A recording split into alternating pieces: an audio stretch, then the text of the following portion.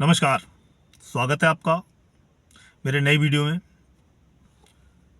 EVM hack होती है या नहीं होती है, मैं आज आपको बताऊंगा कि ईवीएम हैक होती है और कैसे होती है, और होती भी है कि नहीं होती है।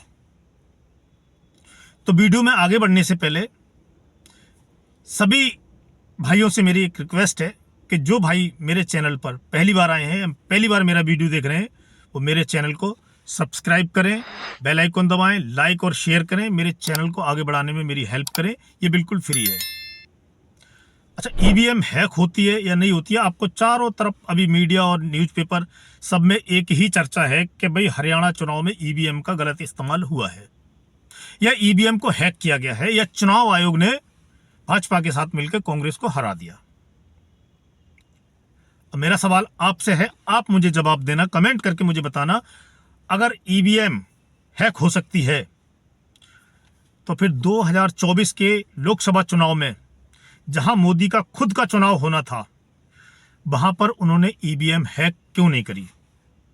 क्या वजह थी कि वो अपने खुद के चुनाव में ईवीएम हैक नहीं कर पाए, और एक राज्य के विधानसभा चुनाव में उनको ऐसी क्या जरूरत पड़ी है कि वहां पर उन्होंने ईवीएम हैक किया है? या भाजपा की प्रतिष्ठा या भाजपा के किसी कद्दावर नेता की प्रतिष्ठा दांव पे लगी थी हरियाणा में, जो उन्होंने ईवीएम हैक करी है? मनोहर लाल खट्टर ने इस्तीफा दे दिया था 6 महीने पहले, नायब सिंह सैनी मुख्यमंत्री बने हैं।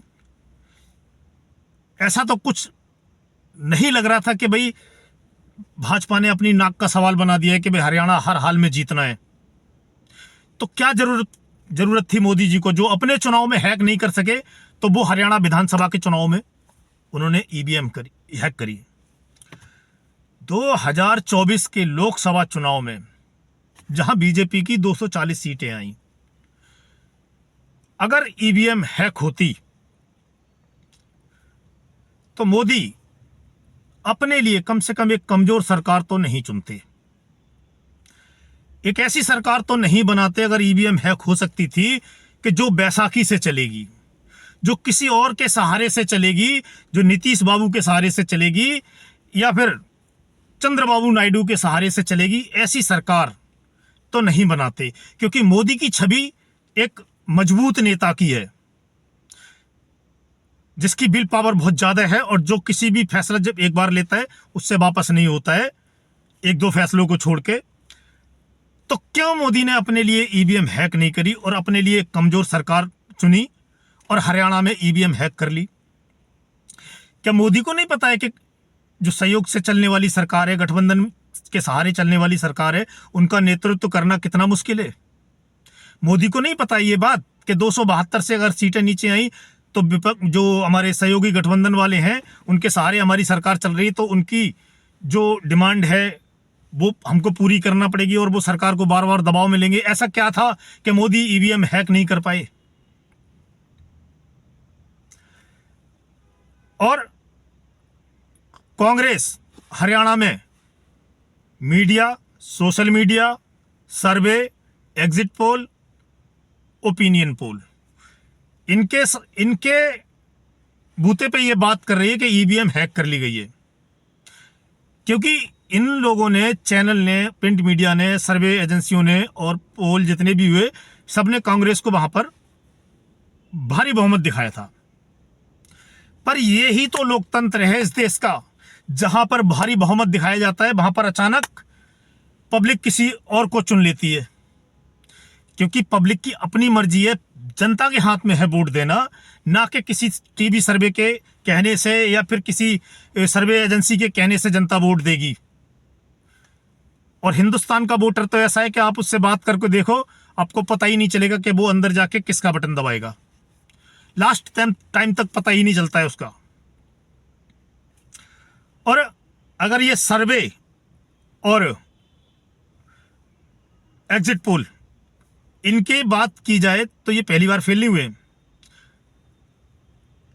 सर्वे तो 2024 के लोकसभा चुनाव में यूपी के लिए भी हुए थे। यूपी में भाजपा को 70 से 75 सीटें दी थी हर सर्वे, हर पोल ने, पर नतीजे इसके उलट आए एकदम। जनता ने बीजेपी को हरा दिया। और विपक्षी पार्टी जिनके पास ना नीयत है, ना मुद्दे थे, ना उन्होंने ऐसा कुछ किया था, इलेक्शन से पहले ना ऐसा कोई माहौल बनाया गया था कि उनको इतनी सीटें मिलें। तो यूपी में क्यों हैक नहीं करी मोदी ने या भाजपा ने ईवीएम? और कम से कम अयोध्या फैजाबाद की सीट पे तो ईवीएम हैक कर लेते अगर ऐसी बात होती। अयोध्या फैजाबाद की सीट हारने के बाद मोदी और बीजेपी के बारे में विपक्ष के नेताओं ने क्या क्या नहीं बोला, कैसे कैसे ताने नहीं दिए बीजेपी और प्रधानमंत्री मोदी को, क्या क्या नहीं बोला गया है। इतना सब कुछ बर्दाश्त किया, पर कभी चुनाव आयोग ईवीएम, मतपेटियां या किसी चीज पे कभी सवाल नहीं उठाया। जनता का जो जनादेश था उसको सर माथे रखा। पर विपक्ष का आज भी कहना है कि भी ईवीएम हैक हो जाती है, ईवीएम से गड़बड़ हो जाती है। तो जो सुपर पावर, सबसे पावरफुल आदमी है भारत का, प्रधानमंत्री मोदी, वो अपने चुनाव में ईवीएम हैक नहीं करता है और एक छोटे से राज्य के चुनाव में ईवीएम हैक कर लेता है। कितनी आप लोगों को कितनी ये बात समझ आती, कितना सहमत हैं आप इस बात से? और यूपी का मुख्यमंत्री मेरे ख्याल से मोदी के बाद पॉलिटिक्स में सबसे ज्यादा स्ट्रांग अगर कोई नेता है, सबसे ज्यादा मजबूत और जिसकी विल पावर सबसे ज्यादा मजबूत है, वो है उत्तर प्रदेश के मुख्यमंत्री योगी आदित्यनाथ। योगी आदित्यनाथ का नेतृत्व में यूपी का लोकसभा चुनाव लड़ा गया था। यूपी के स्टेट की बात कर रहा हूं मैं, क्योंकि योगी जी मुख्यमंत्री हैं वहां पर। उसके बावजूद भाजपा हार गई। तो भाजपा को नहीं चाहिए था कि अपने इतने मजबूत मुख्यमंत्री का, ये जो एक तरह से वोटर को अट्रैक्ट करने की काबिलियत है जिसके अंदर, उसके नेतृत्व में बीजेपी हार जाए। ईवीएम हैक करके जीत भी सकते थे, पर ईवीएम हैक होती नहीं है। ईवीएम हैक होती तब ना जीत सकते थे। और मोदी जी को अखिलेश यादव से ऐसी कौन सा प्रेम या ऐसा क्या लालच है जो अखिलेश यादव को उन्होंने 37 सीटें जीतने दी और ईवीएम हैक नहीं की? और तो और विपक्ष की जो पार्टी जो आज ईवीएम पे आरोप लगा रही है, कांग्रेस पार्टी, उसने भी पिछली बार से अच्छा प्रदर्शन किया था और कोई भी सर्वे, कोई भी पोल, एग्जिट पोल, किसी भी सर्वे एजेंसी ने ये नहीं बोला था कि कांग्रेस इतना अच्छा प्रदर्शन करेगी। 1 सीट या 2 सीट से ज्यादा किसी ने नहीं दिया, पर उसकी सीटें ज्यादा आई क्योंकि ईवीएम हैक होती ही नहीं है।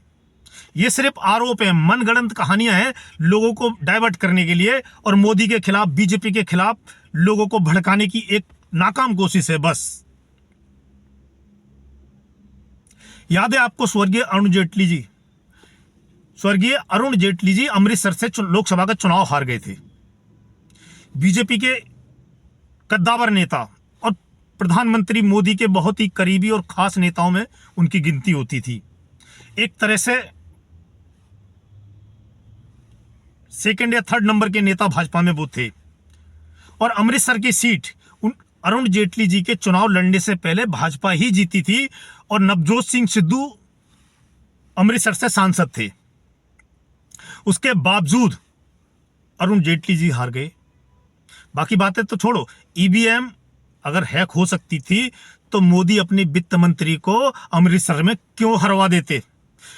क्यों अपने माथे पे हार का कलंक लगवाते अरुण जेटली जी, अगर ईवीएम हैक हो सकती थी?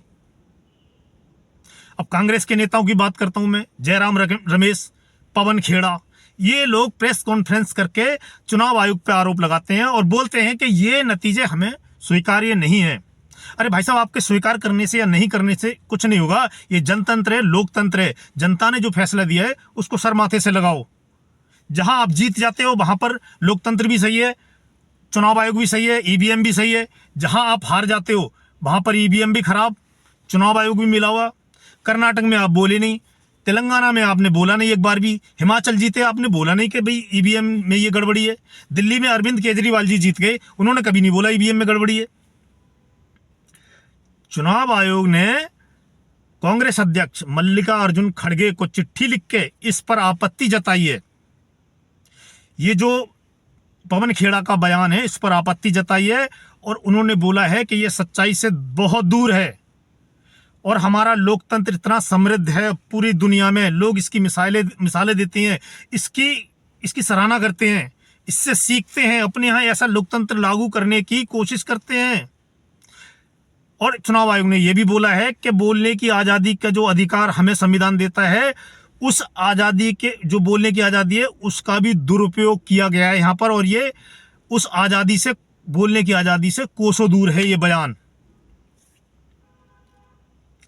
अब मेरी समझ में ये नहीं आता, आज पवन खेड़ा जैसे नेता कांग्रेस के या फिर जयराम रमेश जैसे नेता सवाल उठा रहे हैं, कल को कोई भी पार्टी, कोई भी नेता उठ के खड़ा हो जाएगा और सुप्रीम कोर्ट कोई फैसला देगा, वो उसको मानने से मना कर देगा कि मैं नहीं मानता इस चीज़ को। या भाजपा कोई कानून बनाएगी, किसी भी राज्य की सरकार जो अपोजिशन की है वो उठ के खड़ी हो जाएगी, हम इस कानून को नहीं मानेंगे, तो एक बहुत बड़ा संकट खड़ा हो जाएगा इस देश में।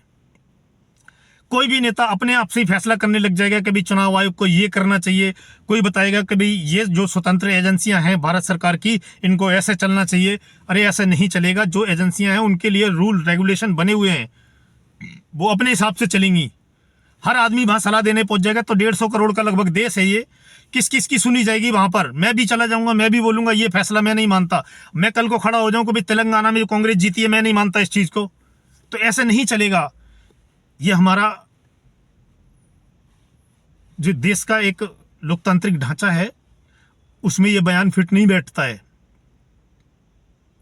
देखते हैं आगे क्या होता है, चुनाव आयोग क्या एक्शन लेता है। मिलते हैं आपसे अगले वीडियो में, तब तक के लिए जय हिंद, जय भारत।